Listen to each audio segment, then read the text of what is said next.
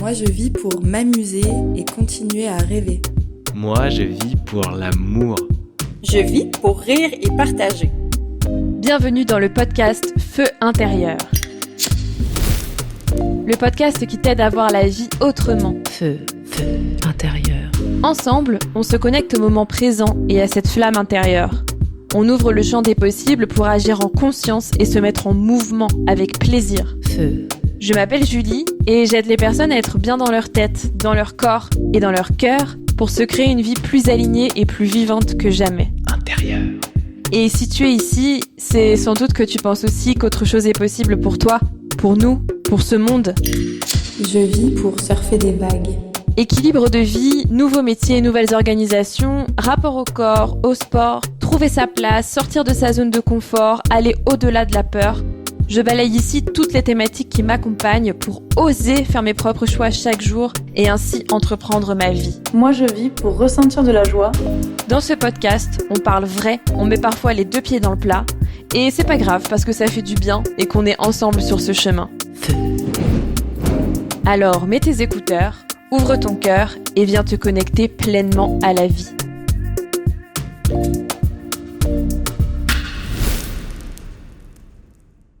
Bonjour et bienvenue dans ce nouvel épisode de Feu intérieur. Alors j'espère que vous allez bien et que vos oreilles sont confortablement installées. Aujourd'hui, je voulais vous parler d'un sujet que j'ai légèrement abordé lors de l'épisode 0, celui où on fait connaissance. Et c'est aussi un sujet dont je parle beaucoup sur les réseaux et dans ma vie de tous les jours. C'est le corps. Le corps, ce grand oublié de nos vies. Et pourtant, sans lui, que serait-on ? Comment pourrions-nous vivre des moments précieux tels que jouer avec ses enfants, se balader pieds nus dans le sable au coucher du soleil, faire une rando où on en prend plein les yeux, cuisiner un bon plat pour partager un moment entre amis, danser comme un ou une dingue sur une musique qui nous enflamme. Comment pourrions-nous accomplir ce qu'on désire pour notre vie, nos projets, notre mission sans ce corps ? Alors, ce corps, c'est pour moi à la fois notre véhicule, celui qui permet d'être en mouvement, d'avancer, d'aller du point A au point B. Et puis, c'est aussi un peu comme notre meilleur pote, je trouve. Vous voyez ? Celui qui nous dit des trucs qu'on ne veut pas forcément entendre, mais on finit toujours par le remercier parce qu'on comprend qu'il voulait nous aider. Et pour être dans sa fonction, ce corps, de nous faire ressentir et de vivre des expériences, il a besoin de nous. Il a besoin d'écoute, il a besoin d'être nourri, d'être entretenu, d'être choyé. Alors, je vous rassure tout de suite, l'idée de cet épisode, c'est pas de vous dire qu'il faut bien manger, qu'il faut faire du sport. Vous savez très bien que les injonctions, ce n'est pas mon truc. Et que surtout, je pense qu'il y a une autre manière de motiver chacun de nous à prendre soin de nous et que c'est surtout pas celle-là. Non, moi je suis ici pour vous partager ma vérité, liée à mes propres expériences et apprentissages. Car vous le savez peut-être, mon corps est devenu mon plus grand allié aujourd'hui, alors que je l'avais totalement largué pendant des années. Et suite à des questions que j'ai eues récemment à ce sujet, j'ai eu envie de sortir cet épisode et de vous raconter ma vision des choses. À savoir, comment le corps nous parle et pourquoi l'honorer est juste la plus belle façon, je dirais même la façon la plus fluide et la plus naturelle pour avancer dans sa vie et la vivre pleinement. Comprenez par là, faire les bons choix pour soi, se respecter, honorer sa vérité, et puis bien sûr vivre en bonne santé et bien dans ses baskets. Alors, on y va ? Avant d'aller plus loin dans cet épisode, je préfère vous prévenir qu'il y aura peut-être des éléments qui peuvent déclencher une réaction chez vous selon vos expériences de vie. Si c'est le cas, je vous invite déjà à l'observer et à prendre une grande inspiration en gonflant le ventre et une grande expiration en dégonflant le ventre. Et à vous dire qu'on est là, ensemble et en sécurité. Feu intérieur. Vous l'aurez compris, Pour moi, notre corps est un élément clé dont dépend la qualité de la vie qu'on mène. Parce que sans lui, on ne vit pas pleinement. Et pourtant, ce corps, il est ultra négligé dans notre société. Il est vu comme un élément à part. Il est là parce qu'on est obligé. Bah oui, parce que sinon on ne pourrait pas faire ce qu'on a à faire, on ne pourrait pas aller là où on doit aller. Mais on est là comme ça chaque jour, on le trimballe avec nous, mais finalement on ne le considère pas vraiment comme une entité à part entière. Vous voyez ce que je veux dire ? Et en même temps, et j'ai envie de démarrer cet épisode comme ça, est-ce qu'on peut vraiment s'en vouloir pour ça ? Parce que quand on y pense, dès le plus jeune âge, on nous fait comprendre que c'est la tête qui compte et que c'est elle qui va nous permettre de réussir dans la vie. Les notes, les objectifs, les actions, réfléchir, performer. Mais le reste du corps dans tout ça, bah oui, c'est un peu comme s'il servait à rien, lui. La preuve, rien qu'à l'école, on nous laisse assis toute la journée à écouter des gens parler. Et puis, il y a aussi les expériences de la vie qui déconnectent du corps. Et je vais parler ici en tant que femme de 31 ans qui a vécu l'adolescence, les changements hormonaux, les injonctions liées à la sexualité, à la reproduction. Alors, si vous êtes un homme et que vous écoutez cet épisode, ne vous arrêtez surtout pas ici parce que c'est hyper important que vous entendiez aussi ce que je vais raconter. Vous voyez, il y a tellement de choses qu'on dit, qu'on entend, qu'on voit, qui peuvent paraître bidons, mais qui s'infiltrent, je trouve, de manière très subtile en nous et qui accentuent encore plus la dissociation entre notre tête et notre corps. Déjà, quand ton corps change à l'adolescence, c'est le regard sur toi qui change. Ah oui, ton propre regard déjà, parce que tu commences à te comparer aux autres. Et pourquoi elle a ci ? Et moi, je suis foutue comme ça. Et encore, moi, à l'époque, j'avais même pas les réseaux sociaux, mais bon, je me comparais déjà aux filles des magazines, aux chanteuses, aux actrices à la télé, etc. Et à ce moment-là de la vie, c'est le regard des hommes qui change aussi, si tu es une femme. Et oui, parce que moi, personnellement, j'ai eu du mal avec ça, parce que tu deviens une espèce de proie à la reproduction pour certains. Je dis pas que c'est comme ça pour tout le monde, mais en tout cas pour certains. Et malheureusement, ça ne s'arrête pas forcément à l'âge adulte. Ben oui, parce qu'on peut se prendre comme moi des petites réflexions, des regards. Dans la rue, tu marches et on te demande « c'est combien ?» Ou encore, on te parle en pensant que tes yeux sont dans ta poitrine aussi. On t'aborde en te disant « salut, ça se voit que tu fais beaucoup de sport » en regardant ton corps comme si c'était un steak. Je pense que si on réunissait toutes les histoires comme ça que j'ai à raconter, je pense qu'on pourrait écrire un livre. Et je parle même pas là encore du manque de consentement à entrer dans ta bulle d'intimité, qui m'a également affectée à plusieurs reprises dans ma vie, que ce soit dans les transports en commun, en soirée, et même un jour par un adulte de la famille alors que j'étais ado. J'en parle pour la première fois ici dans vos oreilles parce que je n'ai plus honte, tout simplement, parce que parler est libérateur et que ça vous permet aussi de comprendre pourquoi je tiens tout ce discours autour du corps. Bref, tout ça pour dire que j'ai eu pendant une bonne période de ma vie comme l'envie de disparaître de mon corps, en fait. Qu'il soit invisible, qu'il soit caché. Je me suis dissociée. J'osais pas le regarder vraiment, l'observer dans un miroir avec conscience, attention. Sauf si c'était pour le critiquer. Alors, tout ça pour déjà prendre un peu de hauteur sur le sujet en ce début d'épisode et nous permettre de voir que tant de situations nous mettent dans la dissociation, dans l'évitement, dans la non-envie de regarder, de ressentir et bien sûr d'aimer notre corps. Et vous voyez, ce que j'ai compris aujourd'hui, c'est que c'est pas parce qu'on se lave tous les jours, qu'on se prépare devant un miroir le matin, qu'on a des relations sexuelles, qu'on prend des cours de danse, qu'on fait du sport, qu'on ressent notre corps, qu'on le voit vraiment, qu'on l'habite pleinement. et encore moins qu'on l'aime.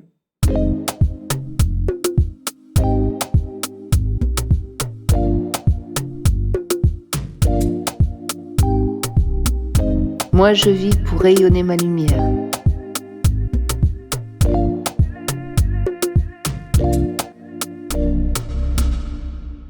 Alors, quand au travail, j'ai commencé à tomber malade ou avoir d'autres désagréments, assez souvent quand même, si je regarde ça d'un œil extérieur aujourd'hui, en tout cas bien plus que maintenant. Franchement, à une époque, s'il faisait des abonnements chez le médecin, j'en aurais un, c'est sûr. Ben, quand j'ai commencé à tomber malade, en fait, j'avais encore ces mots négatifs à l'égard de mon corps. Je me disais, oh non, le corps, t'es chiant, laisse-moi, j'ai un dossier important à rendre, c'est urgent, je dois aller dans tel pays pour une présentation, ça tombe toujours au mauvais moment. Et je parle même pas du fait de tomber malade quand on est en vacances, ça c'était la malédiction. Il n'y a pas que les maladies d'ailleurs, il y a aussi les maux qui peuvent affecter le quotidien. Maux de tête, maux de gorge, cervicale bloquée, l'épaule qui lâche, les intestins en vrac, etc. Et je sais pas vous, mais moi, quelque part, je me disais que ça faisait partie de la vie normale d'avoir des maux ou d'être malade. En fait, je me trouvais toujours une raison. Il y a un tel qui m'a filé sa grippe, il y a un tel qui a ramené la toux de son gosse au boulot, j'ai dormi dans une mauvaise position, j'ai un virage dans le nez qui se fait pas bien, du coup c'est normal que j'ai des sinusites chroniques.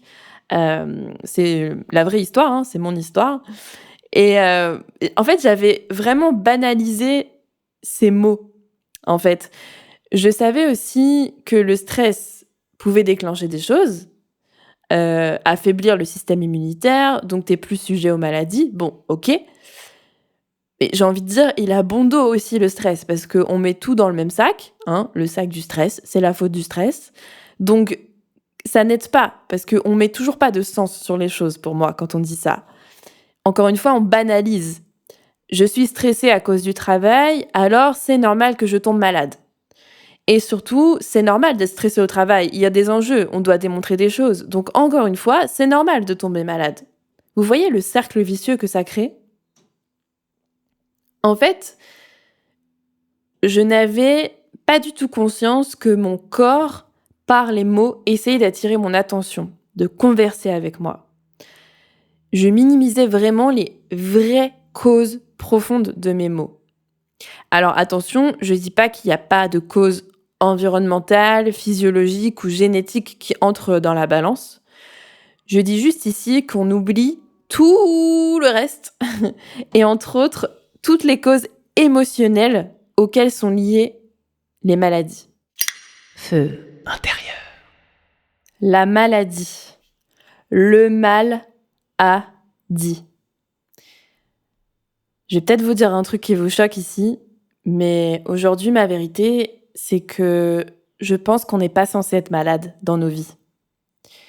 Oui, aujourd'hui, je pense, et on sait aussi par plein de recherches, que la maladie est une manière pour le corps d'exprimer un dysfonctionnement interne, lié à une émotion enfouie, refoulée, non écoutée.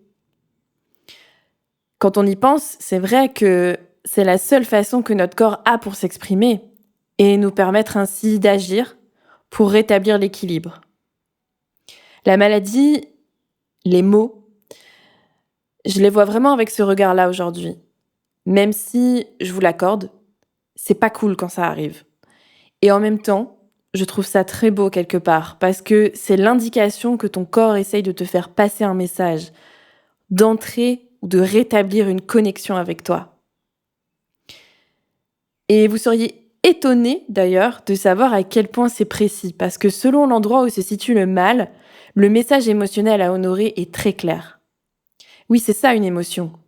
Pour moi, c'est un messager qui fait toc-toc à la porte dans notre corps et nous, on décide de lui ouvrir ou de laisser la porte fermée. Et elle va se traduire, cette émotion, en un ressenti quelque part dans le corps pour nous dire « Hey, il y a un message, un truc sur lequel porter ton attention. » Le truc, c'est que si on laisse la porte fermée, les messagers vont s'accumuler. Et à un moment, ça risque de déborder et paf, la porte va s'ouvrir toute seule, t'auras plus le choix. C'est un peu ce qui s'est passé pour moi dans mon ancienne vie. J'ai commencé par avoir des réveils nocturnes, je rêvais du boulot aussi, j'avais des migraines par-ci par-là, les trapèzes serrés, des sinusites assez fréquentes comme je le disais. À l'époque, j'ai enchaîné des infections urinaires aussi. Et puis un jour, j'ai commencé à avoir de l'eczéma, le cuir chevelu qui gratte, jusqu'à ce matin-là où j'ai pas su descendre de ma voiture pour aller au boulot parce que mon corps ne voulait pas. Et j'aime bien cette image, vous voyez, de dire que d'abord, le corps t'envoie une plume. Et puis, si tu l'écoutes pas, un caillou. Et puis, c'est le parpaing. On ferait mieux d'apprendre à se contenter de la plume, moi je vous le dis. Mais le problème, c'est que dans notre culture, on ne nous apprend pas à détecter, à comprendre, à honorer ni les émotions ni les messages qui en découlent. C'est simple, quand on commence à tomber malade, on s'anesthésie. Mal quelque part, bim, médicament. On n'a pas le temps. C'est un réflexe. Et si on fait le lien avec ce que je disais au début de l'épisode, je suis persuadée que c'est parce qu'on a construit notre société sur la valeur productivité et rentabilité. Donc, on n'a pas le temps d'être malade, d'écouter quoi que ce soit du corps, parce qu'il faut être performant, il faut être dans l'action. Et je parle même pas que du travail, je parle de notre culture, du faire en général, qui induit que si on ne fait pas des choses, on ne sert à rien. Mais je pense aussi que le monde est en train de changer. On sort petit à petit d'une époque où nos parents, grands-parents, arrière-grands-parents nous ont légué cette culture qui découlait d'une nécessité à l'époque sans doute, mais on voit bien qu'on arrive au bout, notamment avec tous les burn-out en cours. Petit exercice fun, d'ailleurs, pour voir à quel point la culture du faire est ancrée. Demandez comme moi à vos grands-parents ce qu'ils pensent du burn-out. Chez moi, en tout cas, le message est très simple. Ma grand-mère m'a raconté l'autre jour que son médecin était en burn-out. Et elle m'a dit « En même temps, tu sais, il avait pas l'air très vaillant. Je pense qu'il a pas su gérer la pression. » Vous voyez le schéma qui est ancré dans notre société ? Tu tombes malade, égale tu es faible. T'es en arrêt maladie, t'es faible. T'es fatigué, t'es faible. Et pour fréquenter des infirmières autour de moi, ce sont ces mêmes personnes qui croient ça, qui en fin de vie expriment des « si j'avais su ». Alors, apprenons de ça, non ? Et si la vraie force aujourd'hui, c'était d'accueillir les messages de son corps, de les comprendre et de les honorer ? Ce serait quoi les nouvelles phrases qu'on entendrait dans notre société ? Les nouvelles habitudes qu'on prendrait ? Je suis persuadée que nous sommes responsables de notre propre guérison, individuelle et collective. Entreprendre sa vie, pour moi, c'est prendre toutes les parts de soi et les emmener avec soi, dont le corps. De toute façon, j'ai envie de dire, il va nous suivre toute notre vie, qu'on le veuille ou non. Moi, je vis pour transmettre et découvrir. Feu. Alors, comment peut-on entendre ce que notre corps a à nous dire ? Comment peut-on suffisamment être proche de notre corps pour qu'il nous guide ? Je vais vous partager là mon retour d'expérience sur le sujet, qui est, je le répète, personnel. Ce qui a changé ma vision du corps et m'a permis de me le réapproprier, ça a été d'abord de comprendre de quoi il était fait, de quoi ce corps était composé. Et pour ça, il est certain que ma formation d'éducatrice sportive, qui a été ma première réinvention professionnelle et qui, je pense, ne l'a pas été par hasard, m'a énormément aidée. Parce que je découvrais des choses que chacun de nous devrait connaître clairement. Comme je dis très souvent, si on ne met pas de sens dans les choses, on finit toujours par les mettre de côté. Et ça marche aussi avec son propre corps. Et donc, il y a eu cette période de compréhension technique du fonctionnement de mon véhicule. Je me suis dit, mais incroyable, les pouvoirs du corps humain. Et d'ailleurs, depuis, je pratique pas mal la gratitude envers mon corps. je lui dis merci. Oui, parce que mine de rien, je lui fais endurer des trucs de fou. Et lui, il est toujours là. Il s'adapte, il se répare, il guérit, avec plus ou moins d'aide extérieure. Et vous y avez déjà pensé, vous, à le remercier? Parce que si c'est pas le cas, je vous invite à le faire dès maintenant. Le remercier, ce corps, d'être là avec vous depuis toutes ces années et de vous permettre de réaliser ce qui vous tient à cœur.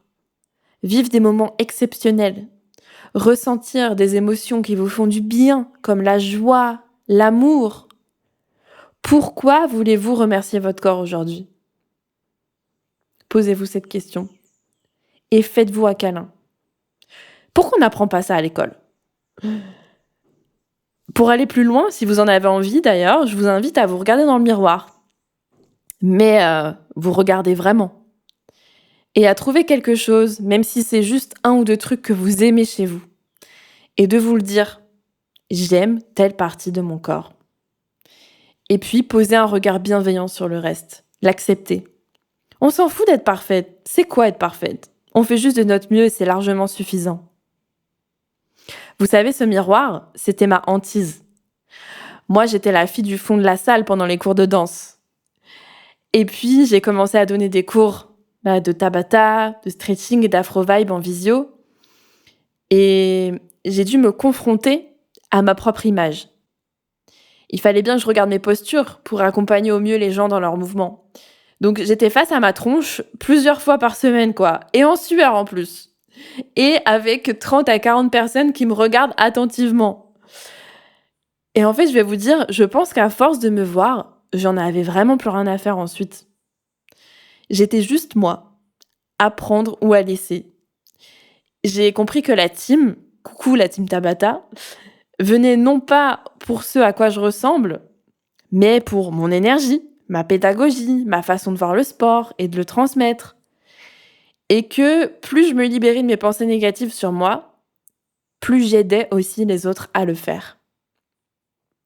Et alors, quand je me suis rendu compte que j'en avais plus rien à faire d'être devant pendant les cours de danse, d'être au premier rang, qu'au contraire, ça me permettait de mieux voir mes mouvements, de les corriger, là, je me suis dit, ah ouais, là, l'état d'esprit a vraiment switché. Parce que je suis passée de éviter de me regarder et avoir des pensées négatives sur moi, à quoi tu ressembles, oh tu fais ça d'une mauvaise manière, blablabla, à trop génial, comme ça je vais pouvoir regarder comment je bouge, je fais de mon mieux et à ma manière, et c'est cool.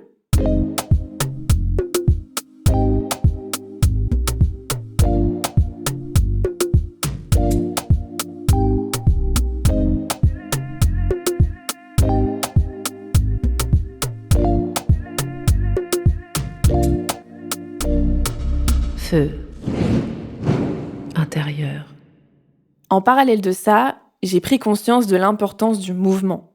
Et quand je parle de mouvement, je parle à la fois de l'activité physique, pour booster mais surtout préserver les fonctions vitales du corps, parce que ça sert à ça, l'activité physique, avant tout, ça sert à la santé, avant la performance, je le rappelle. Et surtout, j'ai pris conscience du lien entre le mouvement et avancer dans la vie. Parce que quand tu te mets en mouvement, tu te connectes à ton corps, n'est-ce pas? Tu rassembles ainsi toutes les parties, la tête, le cœur, tout le reste, jusqu'aux pieds. Et plus tu t'y connectes, plus tu identifies des ressentis, plus tu sens ce qui se trame à l'intérieur. Tu augmentes ta capacité d'observation, de réception des messages qu'il a à donner. Pour moi, le mouvement, et je parle pas seulement de faire du sport ou du yoga, qui est souvent l'activité associée à l'écoute du corps, je parle aussi de respiration consciente, par exemple. Bah oui, nos organes bougent, nos organes sont en mouvement quand on respire. Je parle de méditation, je parle d'aller marcher dans la nature, je parle de faire le ménage ou du jardinage, je parle de danser, je parle de frapper dans un oreiller. Tout ça, c'est mouvement, et tout ça permet de rassembler les morceaux de soi, de sortir du brouillard, de faire circuler l'énergie et donc d'ouvrir la porte à l'émotion, de l'évacuer et ensuite du coup d'avancer. S'il y en a parmi vous qui ont déjà fondu en larmes pendant ou après une séance de sport, c'est ça en fait, c'est qu'il y a eu une émotion qui avait besoin d'être libérée et le mouvement a juste permis ça. Rien que d'être en mouvement régulièrement, ça aide à être plus proche de soi, je trouve, et de comprendre ce qui se passe en soi au quotidien. Là, je suis en colère pour ci et pour ça, là, je me sens triste, là, je me sens stressée par rapport à ça, etc. Il y a ça qui se joue en moi actuellement. Et bien souvent, après, on se sent mieux. C'est pareil pour la méditation que je pratique tous les jours personnellement. Je trouve qu'on est avec soi, on respire, on se plonge dans ce qui se passe à l'intérieur de manière consciente et à force de pratique, on détecte les endroits où ça coince et on vient ouvrir la porte au messager. Et d'ailleurs, si vous pratiquez la méditation, qui peut être aussi juste une simple respiration, je vous invite à la faire à la fin d'une séance de sport ou d'activité physique de manière générale. Je trouve que c'est top pour revenir dans le calme et là où le mouvement vient créer la connexion, libérer des choses, et la méditation vient renforcer cette écoute des messages intérieurs. Et d'ailleurs, très souvent, après une séance comme celle-là, j'écris. Parce que grâce à tout ça, j'arrive à mettre des mots sur mes ressentis et puis à poser de nouvelles intentions ensuite. Et oui, je trouve des solutions à mes problèmes avec ça parce que je mets le doigt sur ce qui coinçait. Donc forcément, une fois que tu as identifié le blocage, tu as toutes les clés en main pour agir et donc pour avancer.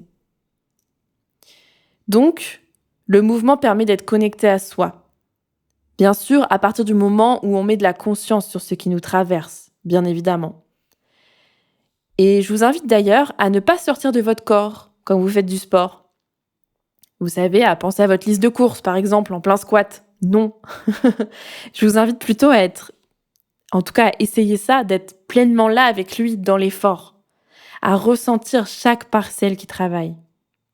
Parce que c'est comme un dialogue qui se crée, un lien de confiance.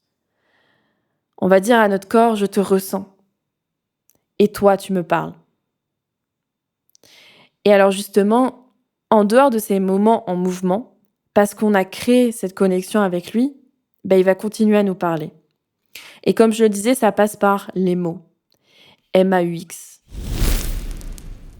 Moi, je vis pour créer des bulles de bonheur, pour moi et pour les autres. Et quand je dis les mots, ça peut juste être le ventre qui se noue, par exemple, face à une personne ou une situation, un appel qu'on reçoit. Ça, c'est déjà un message du corps. Et pour reprendre l'histoire sur mon parcours, j'ai continué dans la démarche d'écouter le corps et de l'honorer, et j'ai découvert qu'on pouvait connaître les symboliques émotionnelles derrière chaque mot, qui guident donc dans les moments où c'est flou, parce que c'est pas évident, il faut se le dire, de capter toutes les émotions qui nous traversent. Ça reste quand même très subtil parfois. Et donc, j'utilise plusieurs livres et sites internet, je vous mets tout ça dans la description de l'épisode, dont le Dictionnaire des malaises et des maladies de Jacques Martel, qui lui m'accompagne partout.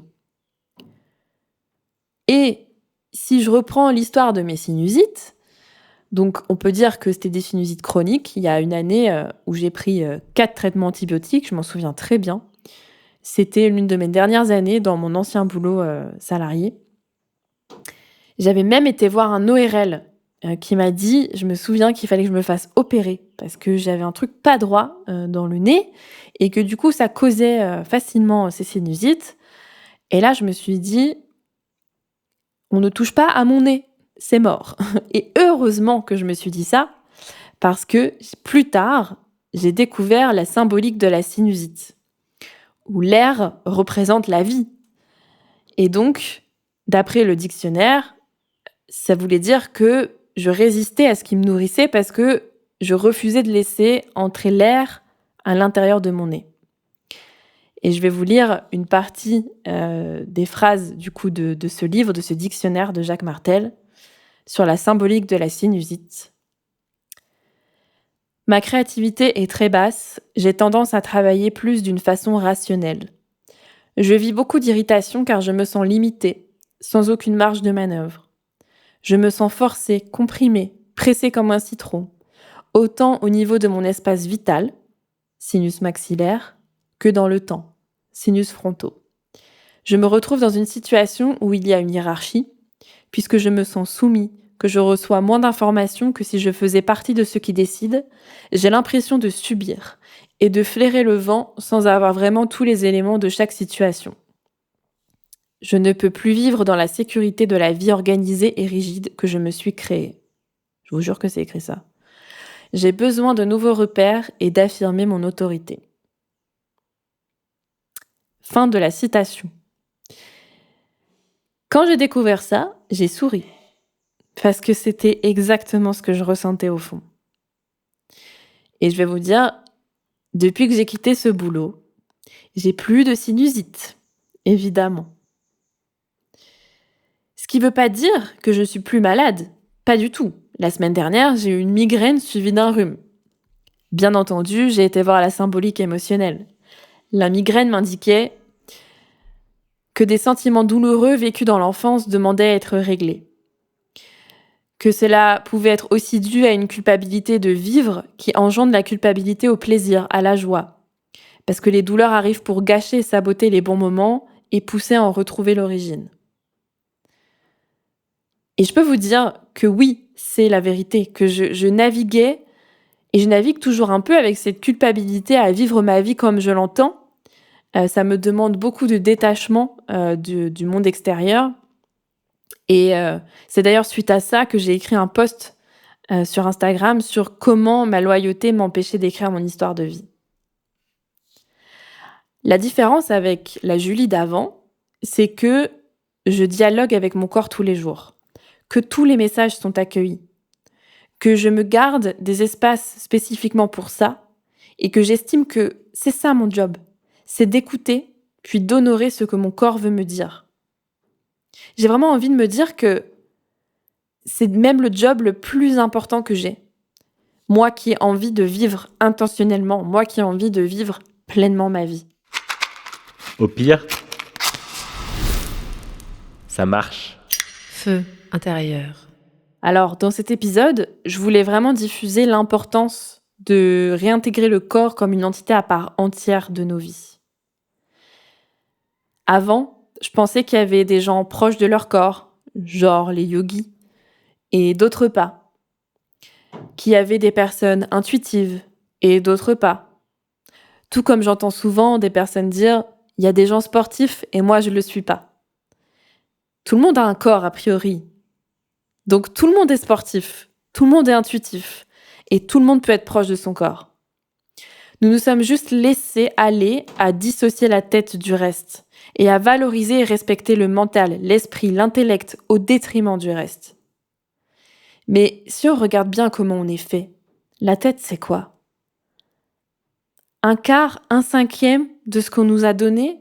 Le reste qui se situe dessous prend bien plus de place, non ? Pour moi aujourd'hui, la connexion au corps permet la clarté mentale. Elle permet la connexion à mon cœur et à mes véritables désirs. Elle permet de sentir ce qui me fait vibrer par le feu intérieur que je ressens. La connexion au corps, c'est le vrai. Elle ne ment pas. C'est ma vérité. Et pour tout vous dire aujourd'hui, quand je me lève le matin, la première chose que je fais, c'est observer comment je me sens et quels sont les messages que mon corps a pour moi. Et je réserve un espace spécifiquement pour ça, où je me mets en mouvement. Encore une fois, peu importe ce qu'il est ce mouvement, selon ce que mon corps m'emmène faire, pour écouter. Moi, je fais ça le matin, mais ça m'arrive parfois aussi de le refaire ou de le refaire même en journée. Et j'ai envie de dire aussi, dans cet épisode, bien sûr qu'il m'arrive encore de le négliger, ce corps, de l'oublier un peu trop longtemps, d'être dans le feu de l'action dès le matin, parce qu'il y a ça, ça et ça. Mais croyez-moi, il me le rappelle assez vite.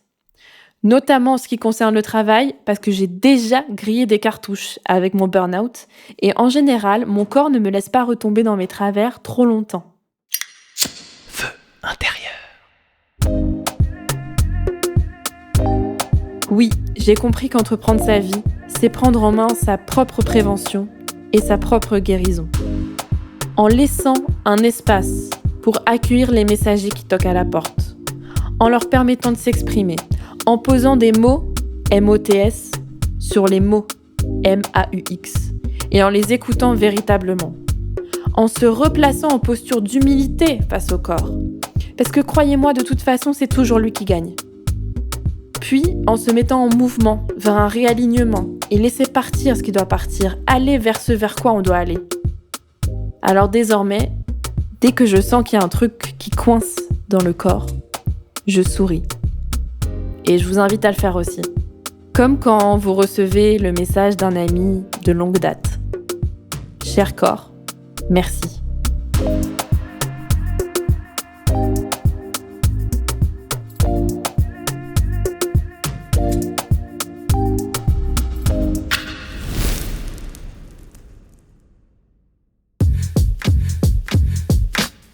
Merci à toi d'avoir écouté cet épisode de Feu intérieur. Si l'épisode t'a plu, je t'invite à le partager autour de toi et à m'écrire pour me dire ce qui t'a le plus parlé. Tu trouveras les liens vers ma page Instagram et mon email dans la description. C'est toujours un plaisir de vous lire et de voir comment je peux répondre à vos besoins.